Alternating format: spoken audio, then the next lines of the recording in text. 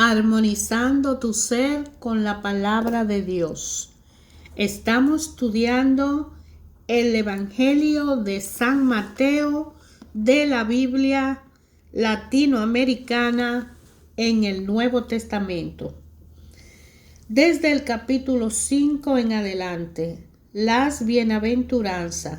Jesús, al ver toda aquella muchedumbre, subió al monte, se sentó y sus discípulos se reunieron a su alrededor.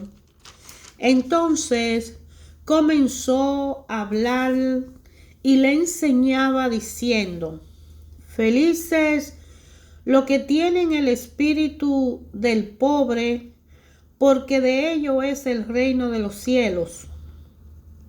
Felices los que lloran, porque recibirán consuelo. Felices los pacientes, porque recibirán la tierra en herencia. Felices los que tienen hambre y sed de justicia, porque serán saciados. Felices los compasivos, porque obtendrán misericordia. Felices los de corazón limpio, porque verán a Dios. Felices los que trabajan por la paz, porque serán reconocidos como hijos de Dios. Felices los que son perseguidos por causa del bien, porque de ellos es el reino de los cielos. Felices ustedes cuando por causa mías los insulten, los persigan y le levanten toda clase de calumnias. Alégrense y muéstrense contentos, porque será grande la recompensa que recibirán en el cielo. Pues bien saben que así persiguieron a los profetas que vinieron antes de ustedes. Ustedes son la sal de la tierra, pero si la sal deja de ser sal, ¿cómo podrá ser salada de nuevo? Ya no sirve para nada, por lo que se tira afuera y es pisoteada por la gente. Ustedes son la luz del mundo. ¿Cómo se puede esconder una ciudad asentada sobre un monte? Nadie enciende una lámpara para taparla con un cajón. La ponen más bien sobre un candelero y alumbra a todos los que están en la casa. Hagan, pues, que brille su luz ante los hombres, que vean estas buenas obras y por ello den gloria al Padre de ustedes que está en los cielos. No crean que he venido a suprimir la ley a los profetas.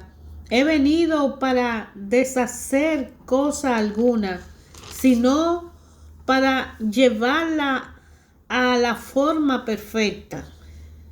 En verdad les digo, mientras dure el cielo y la tierra, no pasará una letra o una coma de la ley hasta que todo se realice.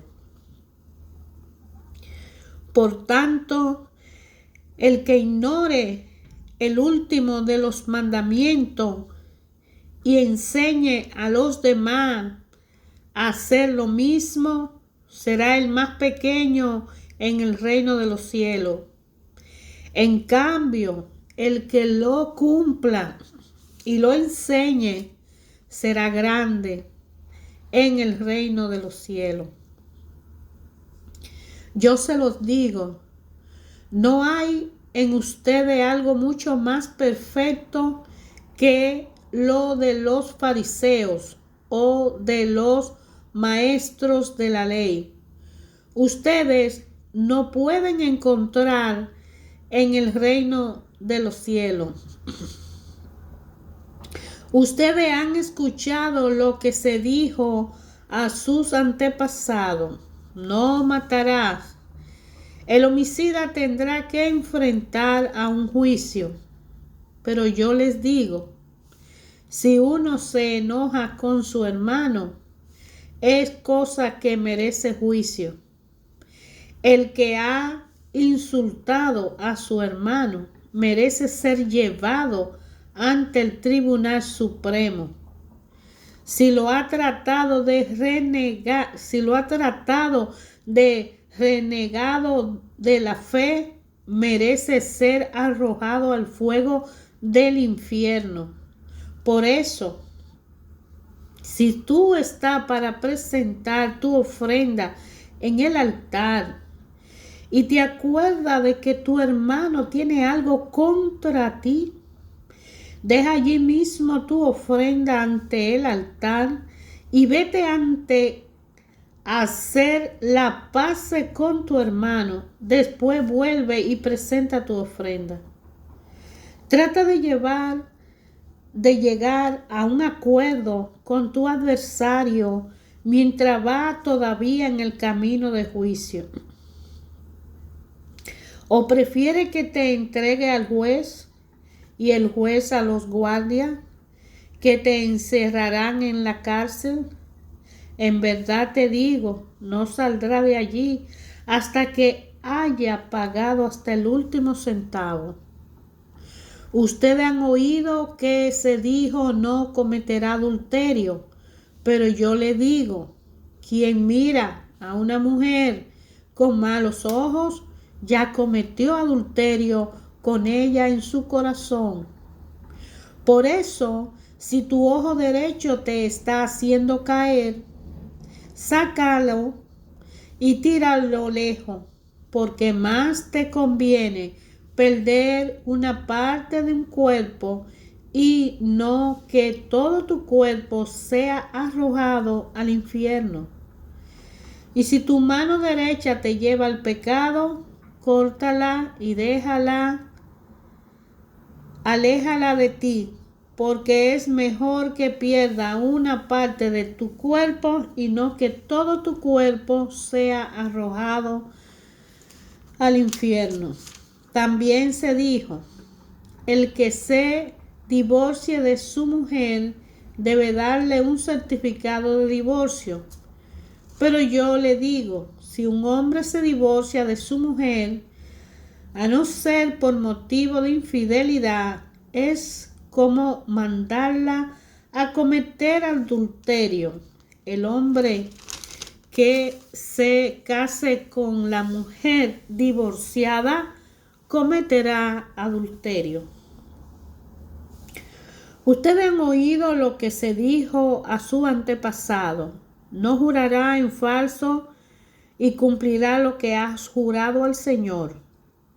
Pero yo les digo, no juren por el cielo, porque es el trono de Dios, ni por la tierra, que es la tarima de sus pies, por Jerusalén, porque es la ciudad del gran rey.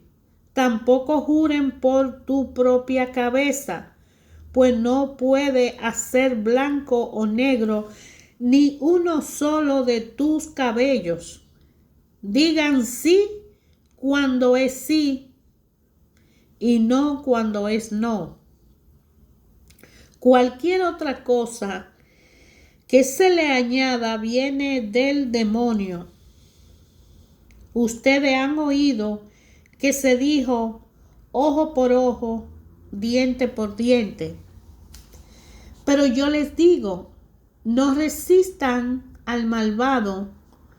Antes bien, si alguien te golpea en la mejilla derecha, ofrécele también la otra. Si alguien te hace un pleito por la camisa, entrégale también el manto. Si alguien te obliga a llevarle la carga, llévasela el doble más lejos. Da al que te pida y Al que espera de ti algo prestado, no le devuelva la espalda. Ustedes han oído que se dijo: amará a tu prójimo y no harás amistad con tu enemigo.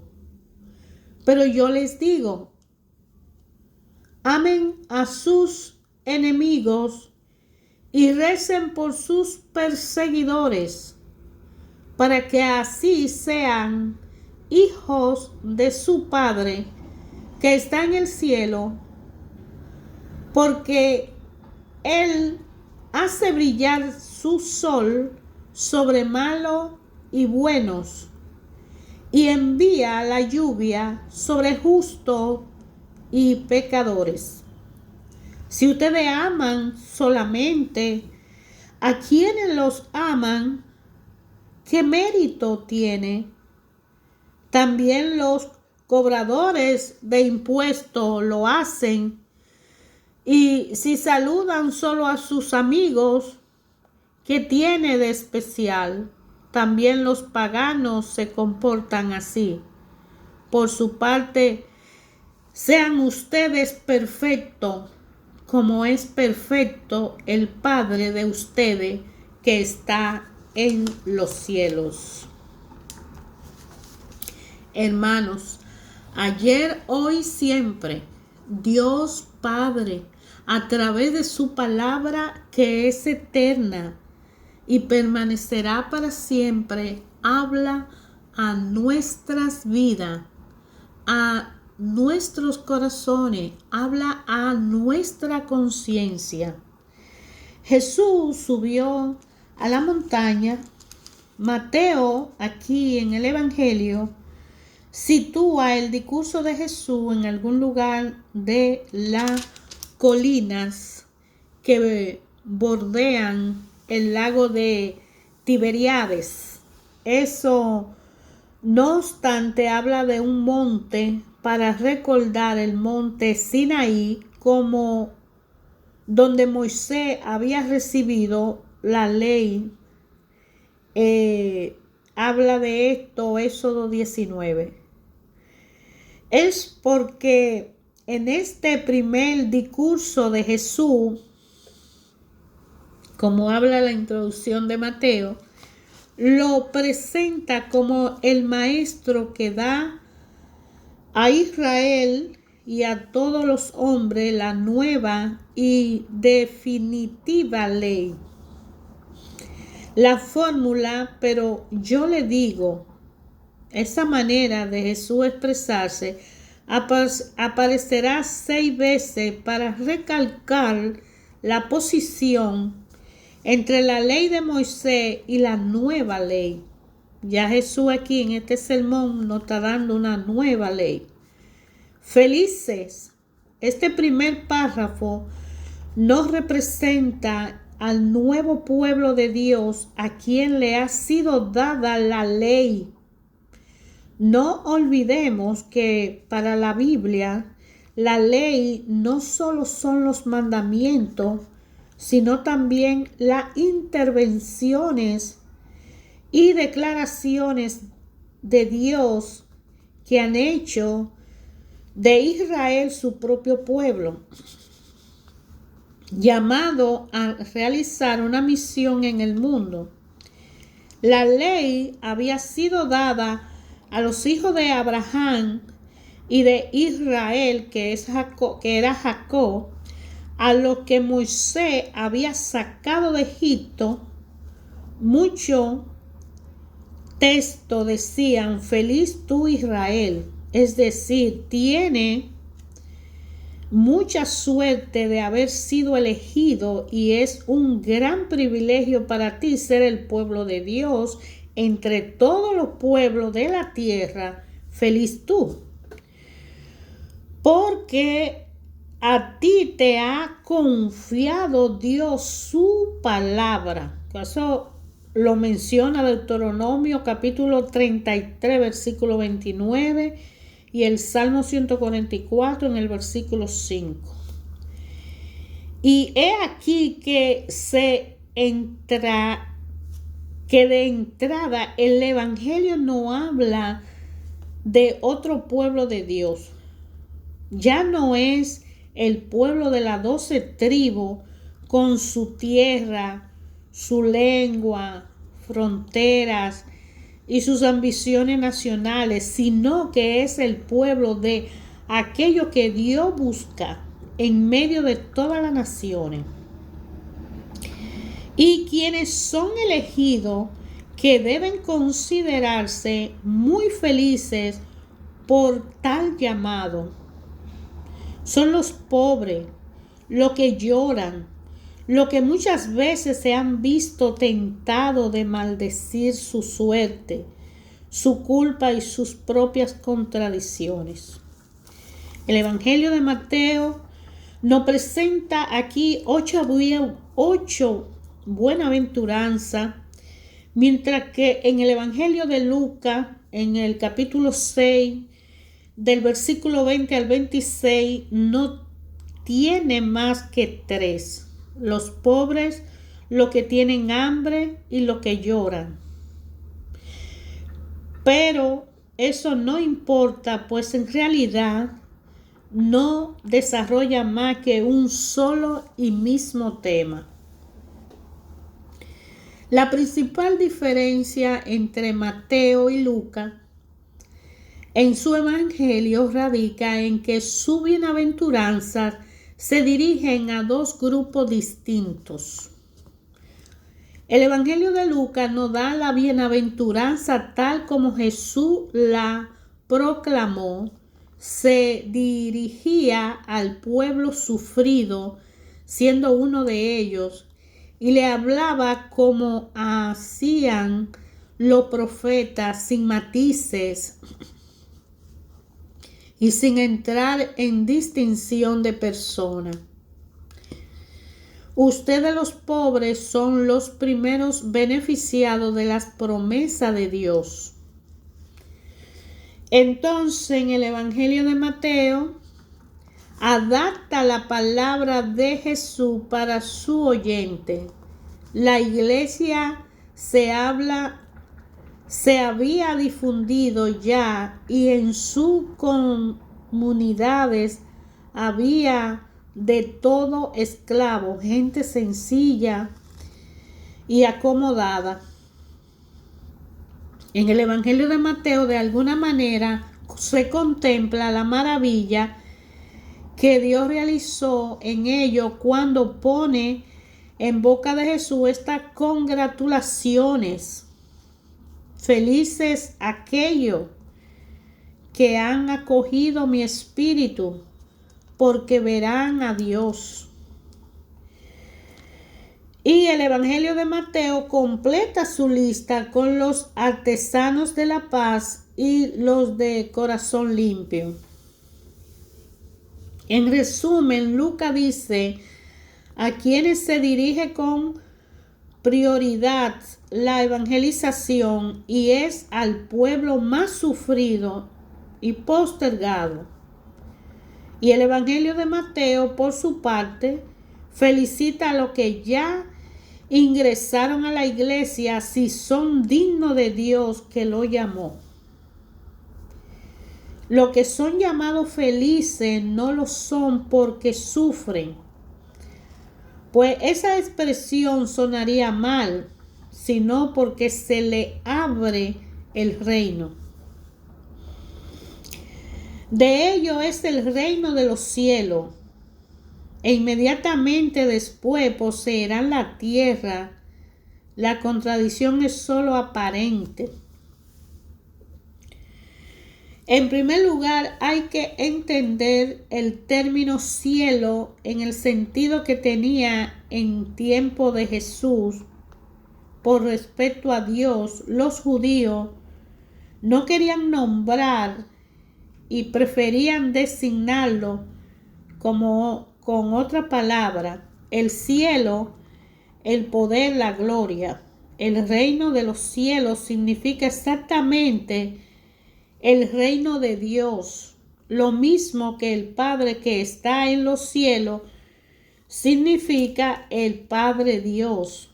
No se trata de la recompensa que tendremos después de la muerte en el cielo, sino del reino de Dios que llega a nosotros en esta tierra con la proclamación de Jesús. Como asimismo hay que dar a la tierra su verdadero sentido.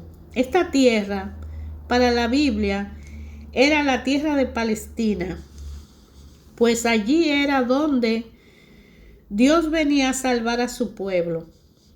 Y el Evangelio, por su parte, no opone lo material a lo espiritual. Efectivamente, el término espiritual no figura en ninguna parte del Evangelio. Cuando Dios hablaba por medio de los profetas, prometía a su pueblo un mundo donde sería satisfecha todas sus necesidades, banquetes bien regados, como Isaías 25, versículo 6. Una larga vida, agua para regar la tierra, la liberación de todas las opresiones, un reino de justicia. Pero más que todo eso, Dios vivía en medio de los hombres y le comunicaba su espíritu. Serán mi pueblo y yo seré su Dios, como dice Ezequiel 37, 27. De igual modo, en la bienaventuranza, el reino de Dios es al mismo tiempo la tierra de Palestina prometida a los hijos de Abraham y la tierra donde reina la paz, pues Dios está allí presente. Los que tienen hambre de justicia recibirán al mismo tiempo el pan y la santidad de Dios. Porque en la Biblia justicia significa también ser tales como Dios quiere vernos. Y así es como Jesús nos dice que seremos saciados y consolados. Nuestro consuelo es en la tierra, consciente en saber y en ver que Dios nos ama y que se preocupa por nosotros y que a pesar de todo cambia la situación de los oprimidos. También consiste en saber que aun cuando parezca que no atiende nuestras plegarias, nuestra cruz, sin embargo, tiene un sentido y un fin. Por último, y en esto es lo más consistente, es saber que en la otra vida Dios nos dará más que todo lo que podemos esperar o merecer. Hasta que llegó Jesús, se estaba esperando. Jesús nos dice que ha empezado una nueva era. Dios está en medio de nosotros y su reino está ya a disposición de aquellos que tienen su puro el corazón, es decir, que han purificado sus deseos. Ellos verán a Dios. Felices los perseguidos, según el Evangelio de Mateo, al igual que Lucas, se explaya más sobre este último punto, pues estemos donde estemos, no podremos vivir el Evangelio sin sufrir persecución. Jesús acaba de designar a los que han sido llamados para el reino. En primer lugar, le mostrará cuál es su misión. La iglesia es sal y luz. Los judíos no se fijaban tanto en que la sal da sabor, sino en que conserva los alimentos. Alianza de sal era la alianza de Dios con los sacerdotes. Por esto era duradera y asegurada la permanencia del pueblo elegido por Dios, como lo vemos en el libro de Números, capítulo 18, versículo 19. Así pues, los discípulos de Jesús son sal de la tierra, porque ellos hacen entrar el mundo en la alianza de Dios. Deben mantener en el mundo las inquietudes por la justicia verdadera y, en esto, impedir que las sociedades humanas se estanquen en la mediocridad. El mundo por sí mismo no sabe para qué lo llama Dios, y lo que se presentan como luces no lo serán jamás si no se hacen discípulos. Pero a ustedes, que no son salvadores ni los mejores del mundo, Dios lo ha elegido para que sean esa minoría por cuyo intermedio Él se dará a conocer. A ustedes y también a la iglesia le sucederán muchas cosas que tal vez le disgusten, pero serán para el mundo una señal de Dios. Aquí comienza la presentación de la nueva ley. Estamos lejos de lo que se busca con frecuencia en una religión práctica, que observar ayuno, oraciones y buenas obras con las cuales no merecemos la salvación.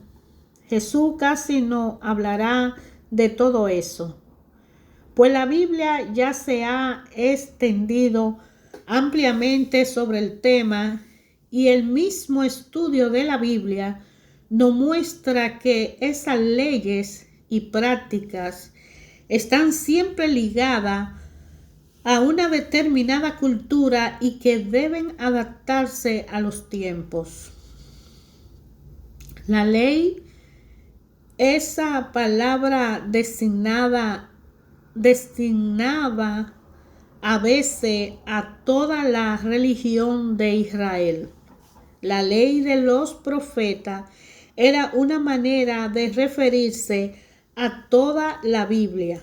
Hasta que todo se realice, Jesús no habla solo de cumplir los mandamientos, más bien es la religión del Antiguo Testamento la que ha de cumplirse, pues era una etapa transitoria, aunque necesaria en la historia de la salvación.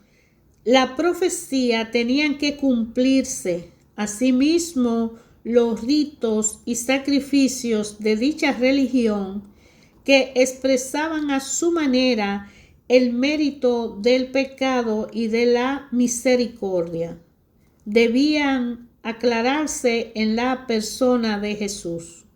Y por eso, si bien la obediencia de las leyes de la Biblia no es para nosotros la regla suprema, vemos en ella expresiones del amor verdadero y su protección. Al mirarla para exteriorizar su espíritu, nos ponemos a disposición del Espíritu, que nos llevará por lejos, más lejos aún. Así descubrimos una justicia o una perfección muy superior a la de los canonistas y de ese tiempo, que eran los escribas y fariseos. En el momento en que Jesús se dispone a enseñarnos una nueva manera de entender la ley de Dios, nos pone en guardia contra la tentación de lo fácil. Muchas personas podrían aprovecharse de la palabra de Jesús y decir menos mal. Ya no hay tanto que cumplir, la religión va a ser más fácil. Por eso Jesús precisa: el que no cumpla hasta lo más mínimo de la ley no entrará en el reino. No entrarán los que siempre encuentran pretexto para disculpar su dejación. Estos mandamientos no son muy importantes. Hay otros, en cambio, que fueron cumplidores de la ley hasta el día en que Jesús le mostró que lo más importante no era la ley, sino su espíritu. Estos, al seguir a Cristo, no pensarán haber encontrado un camino más fácil, sino el llamado a una vida más perfecta. Aquí comienza la oposición. Ustedes han escuchado, pero yo les digo, esta fórmula de expresión se repite 6 veces. Jesús alude a la lectura bíblica que se hacía cada sábado en la sinagoga. Al igual que se hace actualmente en la iglesia, tenía su pasaje asignado para cada semana.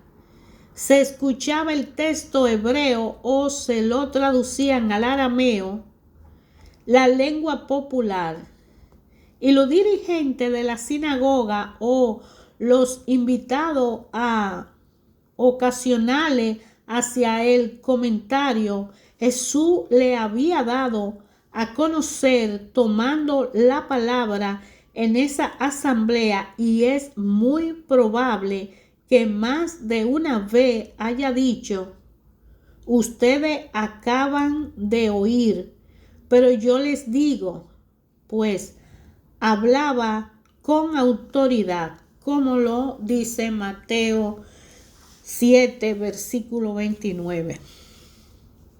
Jesús no cuestiona la experiencia de la Biblia, ni se contenta tampoco con hacer un comentario de ella. La ley de Cristo es un llamado a la purificación del corazón, es decir, de nuestras intenciones y deseos. Es una nueva lucidez que hace de una mirada puesta en Dios cuando nos volvemos hacia Él para imitar a Dios Padre, descubrirnos cuán imperfectos son los criterios humanos de moralidad. Dejemos pues de llamar solamente pecado aquello que los hombres notan y condenan. Mis pecados son los malos pensamientos y deseos que alimento en mi interior y que producen malos frutos cuando se presenta la ocasión. Jesús volverá sobre este punto a hablar hasta que haya pagado hasta el último centavo. Reparar el mal no es solamente devolver lo que me había llevado. También es ver por qué tengo una personalidad tan poco firme que me dejo llevar por cualquier deseo y cómo podré afirmar mi voluntad. A menudo reconocemos que somos fríos para amar a Dios, poco perseverante en el camino del bien. Este es el resultado de muchos pecados y maldades cometidos a lo largo de los años. Hemos logrado olvidarlo, pero no hemos reparado los daños que hicieron a nuestra conciencia. Si no nos purificamos en la vida presente, seremos purificados después de la muerte, y la iglesia usa la palabra purgatorio para designar esta purificación dolorosa, la transformación que deberá operarse en nosotros, como lo menciona el libro de Corintios capítulo 15 versículo 51. No podrá hacerse sin que el Espíritu haya quemado las raíces mismas del mal hasta convertirla en polvo. Mateo capítulo 3, 11.